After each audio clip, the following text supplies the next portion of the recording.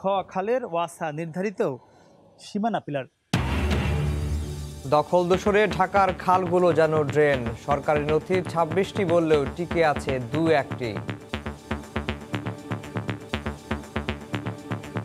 আমরা ছোটকালে মাছ ধরতাম, খেলতাম। এখানে মেটাডো কোম্পানি হয়েছে, পার হাউস হয়েছে। এগুলো যারা সরকারি লোকজন তাদের সাথে হয়েছে। প্রথমে দরকার সমন্বিত একটি নকশা যেটি সকলে রিকগনাইজ করবে। নির্দিষ্ট সংস্থাকে দায়িত্ব দেওয়ার পরামর্শ রাজি নন মন্ত্রী। অথবা মাটির রাস্তা জনগণ করতে পারে, কিন্তু পিচ ঢালা পথ কে করে দিয়েছে? দুই মাননীয় মেয়র মহোদয় চাচ্ছেন যেন এটা সিটি কর্পোরেশনকে দেওয়া হয়। পর্যালোচনা করে তাদের প্রত্যেকের সক্ষমতা এবং আইনগত বিধিবিধানগুলো দেখেই করতে হবে। এভাবে কেউ বললে তো কাউকে দিয়ে দেওয়া যাবে না। দেখছিলেন বিশেষ শিরোনাম সকালের সময়ে, সঙ্গে আছে আমি আফজাল হোসেন। এবার অন্যান্য শীর্ষ সংবাদ। দ্বিতীয় দিনের মতো আজ চলবে পদ্মা সেতুর ৩৪তম স্প্যান বসানোর চেষ্টা। দৃশ্যমান হবে পুরো সেতুর ৫ কিলোমিটারের বেশি।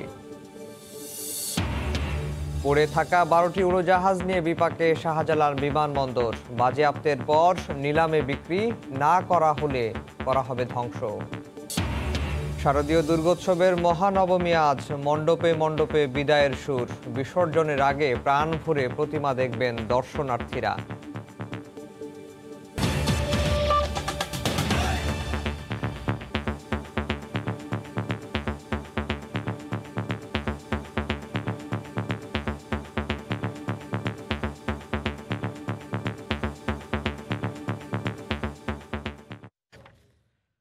সরকারি হিসেবে ওয়াসার অধীনে ঢাকায় খাল আছে ২৬টি, কিন্তু সরেজমিনে গিয়ে এসব খালের খোঁজ পাওয়া যায়নি। যে ২-১টি খাল আছে দখলে দূষণে সেগুলো ড্রেনে পরিণত হয়েছে। যদিও বেসরকারি হিসেবে রাজধানীতে খাল ছিল কমপক্ষে ৭৪টি। নগরবিদরা বলছেন নাগরিকদের পাশাপাশি খাল হারিয়ে যাওয়ার জন্য দায়ী বিভিন্ন সরকারি সংস্থাও। তাই নির্দিষ্ট একটি সংস্থাকে খালের দায়িত্ব দেওয়া উচিত বলে মনে করেন সংশ্লিষ্টরা। মিজানুর রহমান মিন্টুর ছবিতে মাহমুদ রাকিবের রিপোর্ট।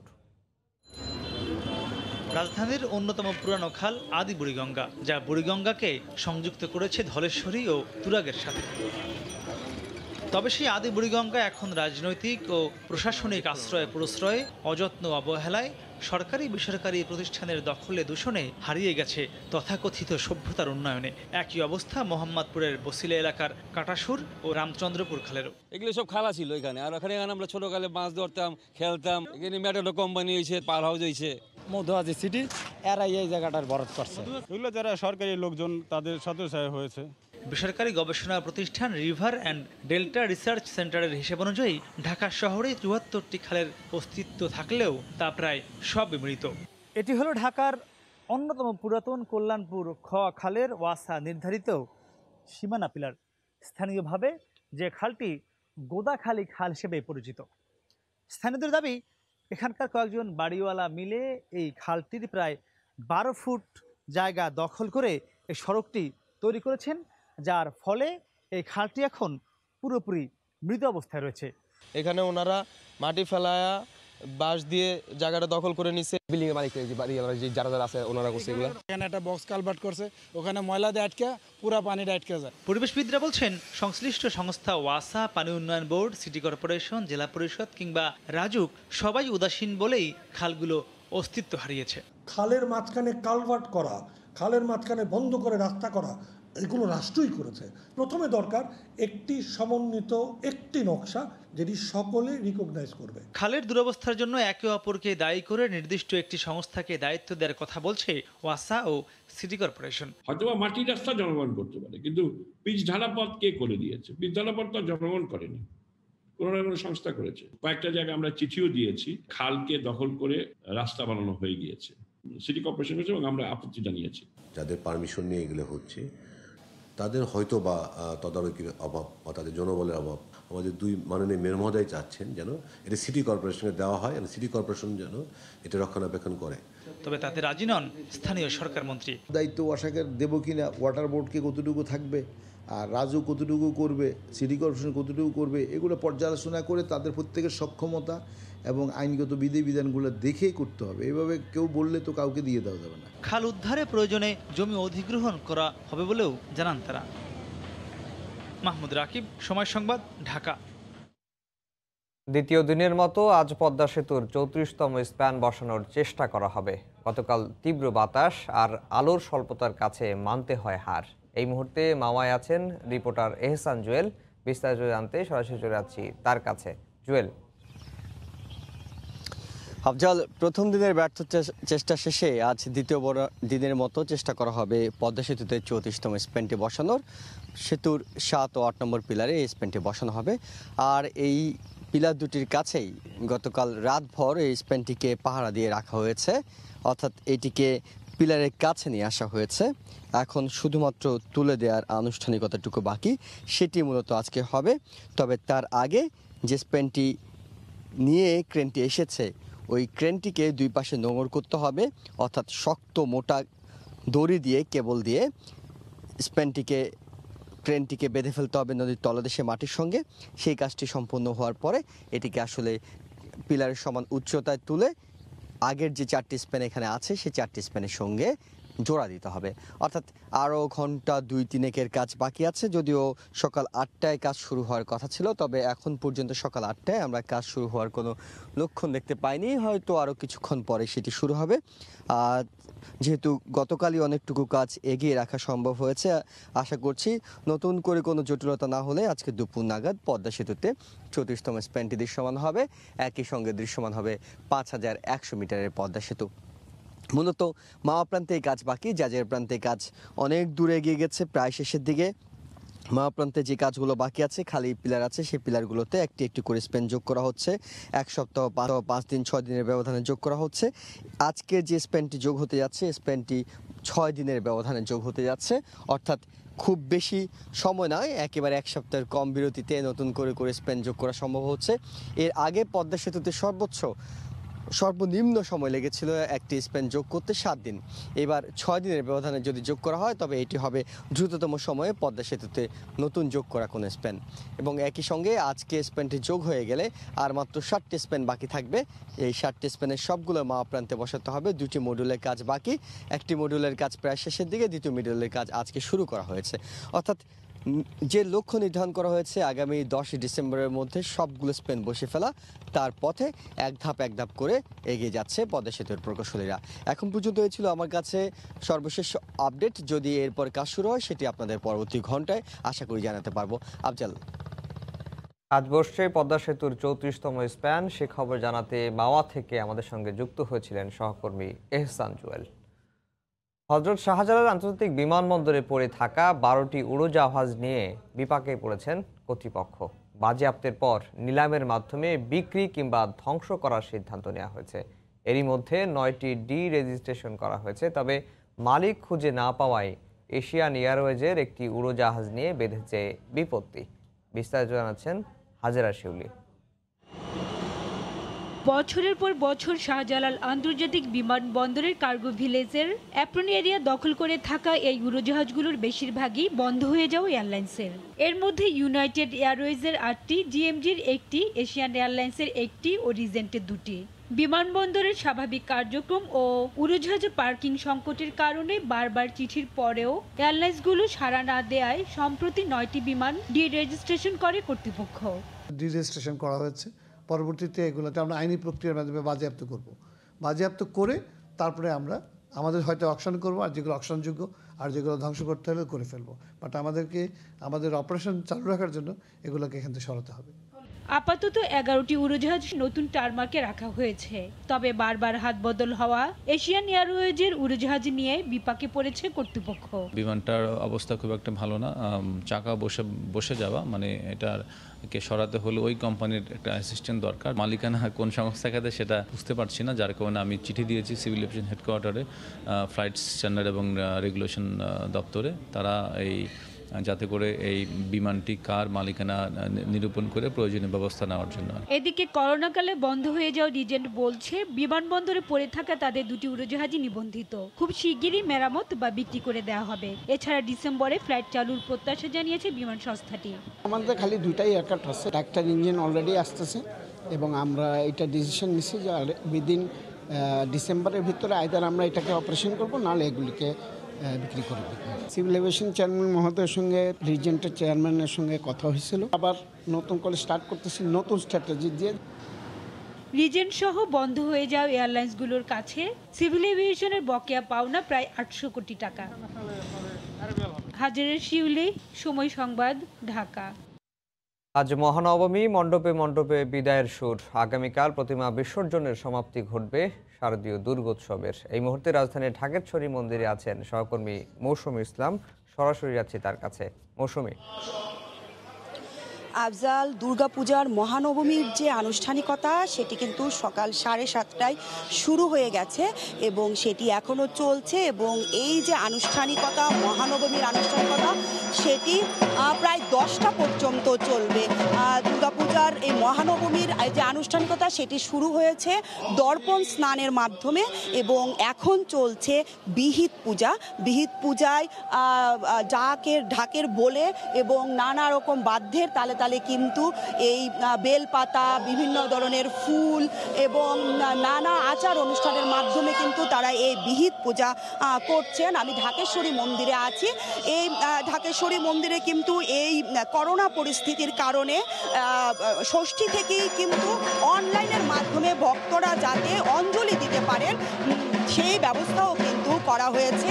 দেখতেই পাচ্ছেন যে পুরোহিত মশাই কিন্তু তিনি এই নানা মন্ত্রের মাধ্যমে, নানা মন্ত্রধ্বনির মাধ্যমে কিন্তু এই বিহিত পূজা শুরু করেছেন। পৌরাণিক যে কাহিনী, সেই কাহিনী মতে এই মহানবমী তিথিতেই দেবী দুর্গা রাবণকে, অর্থাৎ অশুভ শক্তির প্রতীক রাবণকে বিনাশ করে তিনি রামকে উদ্ধার করেছিল এবং তখন থেকেই রাম 108টি নীলপদ্মের মাধ্যমে এবং 108টি বেলপাতা সহ আরও আচার অনুষ্ঠানের মাধ্যমে কিন্তু দেবী দুর্গার পূজা করেন এবং তখন থেকেই এই দেবী দুর্গার পূজা হয়ে আসছে, দুর্গোৎসব হয়ে আসছে বলে এই সনাতন ধর্মাবলম্বীরা বিশ্বাস করেন। এখন বিহিত পূজা চলছে। 10:30টার থেকে অঞ্জলি দেওয়া হবে, অঞ্জলি প্রদান করবেন ভক্তরা। অঞ্জলি প্রদানের পর হচ্ছে ভক্তদের মাঝে প্রসাদ বিতরণ করা হবে এবং সন্ধ্যায় আরতি অনুষ্ঠান থাকছে। আফজাল, এই করোনা পরিস্থিতির কারণে কিন্তু এই বছর পূজা উদযাপন কমিটি কয়েকটি বিধিনিষেধ আরোপ করেছে। মূলত 26টি বিধিনিষেধ তারা আরোপ করেছে যাতে স্বাস্থ্যসম্মতভাবে এই দুর্গাপূজার আয়োজন করা যায়। সেজন্য কিন্তু ভক্তরা যাতে স্বাস্থ্যবিধি মেনে এই পূজা মণ্ডপে আসে এবং দীর্ঘক্ষণ যেন পূজা মণ্ডপে না থাকে সে আহ্বান কিন্তু জানানো হয়েছে। এবং আগামীকাল বিজয়া দশমীর আনুষ্ঠানিকতা কিন্তু সব আনুষ্ঠানিকতা, দর্পণ বিসর্জন সহ সিঁদুর খেলার আনুষ্ঠানিকতা শেষ করে কিন্তু দেবী দুর্গাকে বিসর্জন দেওয়া হবে।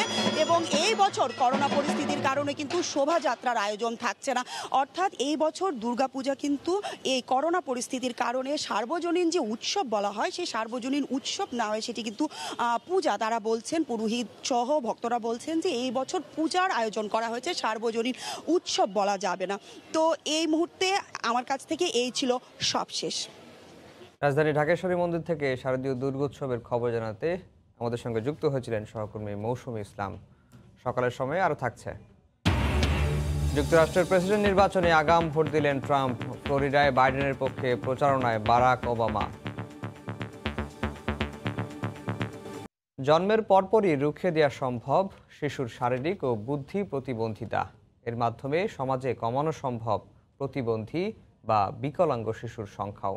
পরমাণু প্রযুক্তির সাহায্যে এই চিকিৎসায় সফলতা পেয়েছে institute of nuclear medicine and allied science. তাদের মতে দেশব্যাপী এই কর্মসূচি জাতীয়ভাবে বাস্তবায়ন করতে পারলে অনেকাংশে নিয়ন্ত্রণ করা সম্ভব অটিজমের মতো অনিরাময়যোগ্য অস্বাভাবিকতা। রেজাউল হক রিপনের ছবিতে আরও জানাচ্ছেন দেবাশিস রায়। বিশ্বে প্রতি 4000 শিশুর মধ্যে একটি শিশু আক্রান্ত হয় থাইরয়েড হরমোনজনিত জটিলতায়, যে হরমোনের প্রভাবেই মূলত প্রতিবন্ধী শিশুতে পরিণত হয় আদরের নবজাতক। আশঙ্কাজনক হারে বাংলাদেশে প্রতি 2200 শিশুর মধ্যে একটি শিশু প্রতিবন্ধী হয়েই জন্ম নিচ্ছে। থাইরয়েড হরমোনের জটিলতা নিয়ে জন্ম নেয়া এসব শিশুদের এই রোগকে চিকিৎসা বিজ্ঞান বলছে কনজেনিটাল হাইপোথাইরয়েডিজম। বিএসএমএমইউতে national institute of nuclear medicine and allied sciences নিনমাসের গবেষকরা এই জটিলতা নিরসনে শিশুর জন্মের পরপরই রক্তের নমুনা নিয়ে তা 4 সপ্তাহের মধ্যে পরীক্ষা করেই জানাতে পারছেন শিশু প্রতিবন্ধী নাকি সুস্থ। বাচ্চা 1 মাস বয়সের মধ্যে যদি ট্রিটমেন্ট শুরু করা যায় তাহলে বাচ্চা নর্মালি সে বড় হবে শারীরিক এবং মানসিকভাবে। যদি এই ডায়াগনোসিসটা দেরি হয় এবং ট্রিটমেন্টের দেরি হয়, শারীরিক এবং মানসিক প্রতিবন্ধিতা হিসেবে পরিণত হয়ে যায়, যা তার ফ্যামিলি এবং দেশের জন্য আসলে একটা বিশাল বোঝা। দেশের বিভিন্ন হাসপাতাল থেকে নমুনা সংগ্রহ করে বিএসএমএমইউ এর এই ল্যাবেই পরীক্ষা করা হচ্ছে শিশুর প্রতিবন্ধিতা। কনজেনিটাল হাইপোথাইরয়েডিজম নিয়ে কাজ করা গবেষকরা বলছেন, জাতীয়ভাবে এই কর্মসূচি পালন করা গেলে কমানো সম্ভব প্রতিবন্ধিতার হার। বাচ্চা ভূমিষ্ঠ হওয়ার সাথে সাথে বাচ্চার এই যে নাড়ি বা কর্ড থেকে ব্লাড নেই, অথবা বাচ্চার পায়ের তলার থেকে একটা ব্লাড নিয়ে সাথে সাথে পরীক্ষা করে দেখি যে এই বাচ্চাটার হরমোন ঠিক আছে কিনা। স্বাস্থ্য মন্ত্রণালয় যদি আমাদের এই কোলাবোরেটিভ সাপোর্টটা দেয়, যে স্যাম্পল কালেকশনের ব্যাপারে যে তাদের যে নেটওয়ার্ক, তারা যদি আমাদের সাহায্য করে, টেকনোলজি বেস সাহায্য আমরা অবশ্যই করতে পারবো। আন্তর্জাতিক চিকিৎসা পদ্ধতি অনুসরণ করে এই সেবা সরকারিভাবে দেওয়ার কথা জানিয়ে তদারককারী সংস্থার প্রধান বলছেন, সেবা সম্প্রসারণে আরও বড় উদ্যোগ প্রয়োজন। রোগীর সংখ্যা যেভাবে বাড়ছে, আসলে যে আমাদের যে ধরেন যে স্থাপনাগুলো আছে, আমাদের যদি ভবিষ্যতে আরও যন্ত্রপাতি আমাদের আনতে হয়, আমাদের স্পেস বাড়াতে হবে, নতুন নতুন যন্ত্রপাতি আমরা ভবিষ্যতেও বাড়িয়ে দেশের জনগণের সার্ভিস যেন আরও বেশি করে দিতে পারি। বহির্বিশ্বের মতো বাংলাদেশেও শিশু জন্মের পরপরই রক্তের নমুনায় হরমোন পরীক্ষা বাধ্যতামূলক করারও তাগিদ দিচ্ছেন গবেষকরা। দেবাশিস রায়, সময় সংবাদ, ঢাকা। বৈরী আবহাওয়ার প্রভাব পড়েছে নওগাঁর পাইকারি মাছের আড়তে। সব ধরনের মাছের দাম বেড়েছে কেজিতে 20 থেকে 30 টাকা পর্যন্ত। গেল সপ্তাহের শেষের দিকে বাজারে মাছের সরবরাহ ছিল কম, তবে পাইকারের উপস্থিতি বেশি হওয়ায় সব ধরনের মাছের দাম বেড়েছে এই বাজারে। রুই 180 থেকে 200 টাকা, কাতল 180 থেকে 190 টাকায় বিক্রি হচ্ছে। তবে মাছের দর বেশি পাওয়ায় খুশি মাছ চাষিরা। নরসিংদীর উৎপাদিত শাকসবজির খ্যাতি রয়েছে রাজধানী ঢাকা সহ দেশ জুড়ে। এখানকার সবজির 70% বিভিন্ন স্থানে সরবরাহের পাশাপাশি রফতানি হয় বিদেশেও। এবার কয়েক দফা বন্যা ও অতিবৃষ্টির ফলে সবজির সরবরাহ কমায় প্রভাব পড়েছে পাইকারি ও খুচরা বাজারগুলোতে। আশিকুর রহমান পিয়ালের তথ্য ছবি নিয়ে রিপোর্ট। নরসিংদীর নারায়ণপুর পাইকারি সবজির বাজার।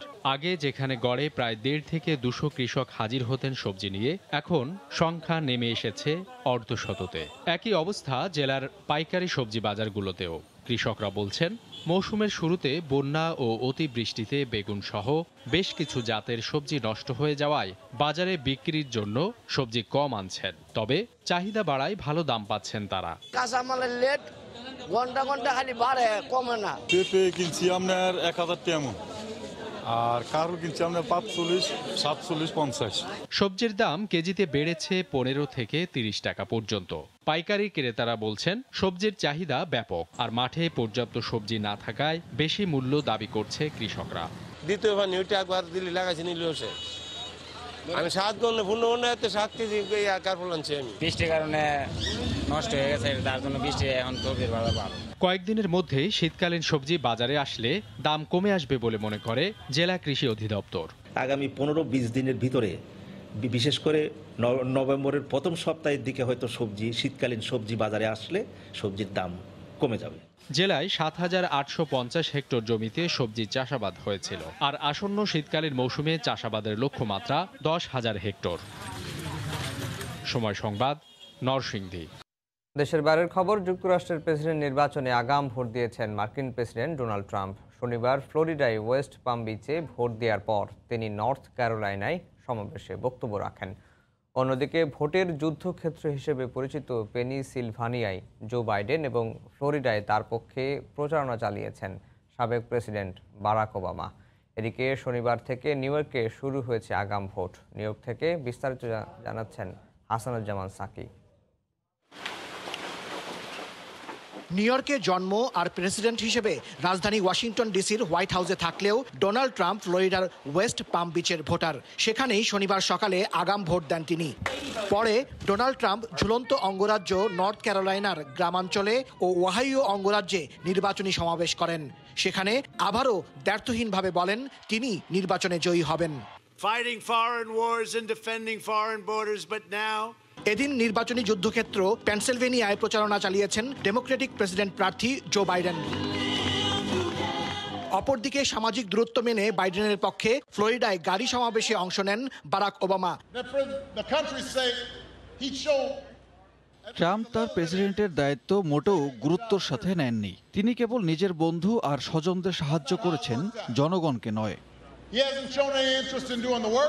এদিকে শনিবার থেকে যুক্তরাষ্ট্রের প্রেসিডেন্ট নির্বাচনে প্রথমবারের মতো আগাম ভোট শুরু হয়েছে নিউ ইয়র্কে।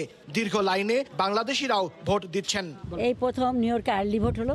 আমি এই আর্লি ভোট দেওয়ার জন্য আমি 78 থেকে 82 পর্যন্ত হেঁটে গেছি। প্রচুর লোকের ভিড়, লাইন, বিরাট লাইনে দাঁড়াতে হয়েছে। যত লোক লাইনে দাঁড়িয়েছিল শত লোক। আমি ভোট দিয়ে এসেও শেষ করেও দেখলাম যে লাইন আরো লম্বা। নিউ ইয়র্কের ব্যালটে অন্য কয়েকটি ভাষার পাশাপাশি স্থান পেয়েছে বাংলা ভাষাও। নিউ ইয়র্কে আগাম ভোট চলবে আগামী 1 নভেম্বর পর্যন্ত। নির্বাচনের বাকি আছে আর মাত্র 10 দিন। এর মধ্যেই পুরো যুক্তরাষ্ট্রে 6 কোটিরও বেশি মানুষ আগাম ভোট দিয়ে ফেলেছেন। আর আজ ব্যাটল গ্রাউন্ড পেনসিলভেনিয়া এবং ফ্লোরিডায় নির্বাচনী প্রচারণা চালিয়ে দুই প্রার্থী ভোটারদের আগাম ভোট দেওয়ার ব্যাপারে উৎসাহ দিয়েছেন। হাসানুজ্জামান সাকি, সময় সংবাদ, নিউ ইয়র্ক। সকালের সময়ের শীর্ষ সংবাদ জানিয়ে দিচ্ছি আরেকবার। দখল দূষণে ঢাকার খালগুলো যেন ড্রেন। সরকারি নথি 26টি বললেও কোনো মতে টিকে আছে 2-1টি। দায় এড়াতে পারে না সরকারি বিভিন্ন সংস্থা। দ্বিতীয় দিনের চেষ্টায় আজ বসছে পদ্মা সেতুর 34তম স্প্যান। বাকি থাকবে আর 7টি। দৃশ্যমান হবে পুরো সেতুর 5 কিলোমিটারের বেশি। এই ছিল সকালের সময়ের সঙ্গে থাকুন সময়ের।